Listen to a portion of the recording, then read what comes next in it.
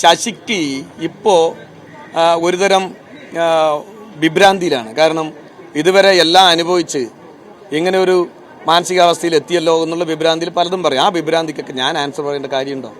Marxian ദർശനം എഴുതിയത് P K ശശിയാണ് പറയും കേട്ടോ, മനസ്സിലായില്ലേ? മാർക്സിയൻ ദർശനം എഴുതിയത് 1848 പി കെ ശശിയാണെന്ന് പറയാൻ മടിയില്ലാത്ത ഒരുത്തനാണ് ശശി. ഇവന്റെയൊക്കെ വാക്കുകൾക്ക് എന്ത് വിലയാണ്.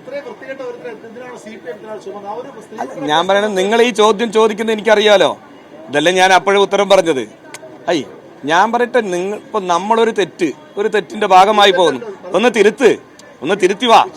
ഞാൻ പറഞ്ഞോട്ടെ, ആ അന്വേഷണത്തിന് മുകളിൽ നടപടി ബ്രാഞ്ചിലേക്ക് നടത്തിയതിന്റെ ഒരു ഭാഗം മാത്രമാണ് ഞാൻ പറഞ്ഞത്. ഒരു ഭാഗം, ആദ്യത്തെ ഒരു ഭാഗം കേട്ടോ, അതിന്റെ ഒരു നടപടിയായി ഈ ബ്രാഞ്ച്. അതിൽ ഒരു ഭാഗം, ബാക്കി ഞാൻ പിന്നെ പറയാം. അത് ഞാൻ നിങ്ങളോട് പറഞ്ഞതിന് നിങ്ങൾ ആവർത്തിച്ച് ചോദിക്കുന്നത് ഒരു മര്യാദകേടാ. മാധ്യമങ്ങൾ ഈ ചോദിച്ചതിനെ തന്നെ ചോദിച്ചു അങ്ങനെ അതായത് ഞാൻ പറഞ്ഞിരുന്നു, ഒരാൾ തെറ്റിലേക്ക് പോകുന്നു, ആ തെറ്റ് തിരുത്തിക്കുക എന്നുള്ളതാണ് ഞങ്ങളുടെ പാർട്ടി എല്ലാ കാലത്തും സ്വീകരിക്കുക. അതാണ് CPM ചെയ്യുക. അയാളെ തിരുത്തുമെന്ന പ്രതീക്ഷയോടുകൂടി തന്നെയാണ് ഞങ്ങൾ ഇതുവരെ നോക്കി കണ്ടത്. ഇനി ഞാൻ നശിച്ചേ തീരൂ എന്ന് തോന്നിയാൽ ഇപ്പൊ അതല്ലേ സംഭവിച്ചത്, കൺവെൻഷൻ പങ്കെടുത്തത്, നശിച്ചോട്ടെ. മറ്റൊരു കാര്യം, ഡിവൈഎഫ്ഐയുടെ യൂത്ത് സെന്ററിൽ അല്ല, അതൊക്കെ ഡിവൈഎഫ്ഐക്കാരോട് ചോദിച്ചു. ഞാൻ ചോദിക്കട്ടെ, ചെറിയ ആരോപണമല്ല. നിങ്ങളാണല്ലോ ഇപ്പൊ അത് മൂന്നാമത്തെ ചോദ്യം ചോദിച്ചത്.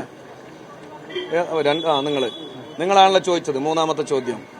ആദ്യത്തെ ചോദ്യം എന്തായിരുന്നു നിങ്ങളുടെ? സുരേഷ് ബാബു സ്പിരിറ്റ് കച്ചവടക്കാരനാണ്.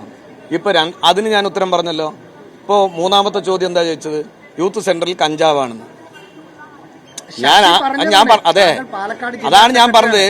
ശശിക്ക് ഇപ്പോ ഒരുതരം വിഭ്രാന്തിയിലാണ്. കാരണം ഇതുവരെ എല്ലാം അനുഭവിച്ച് ഇങ്ങനെ ഒരു മാനസികാവസ്ഥയിൽ എത്തിയല്ലോ എന്നുള്ള വിഭ്രാന്തിയിൽ പലതും പറയും. ആ വിഭ്രാന്തിക്കൊക്കെ ഞാൻ ആൻസർ പറയേണ്ട കാര്യമുണ്ടോ?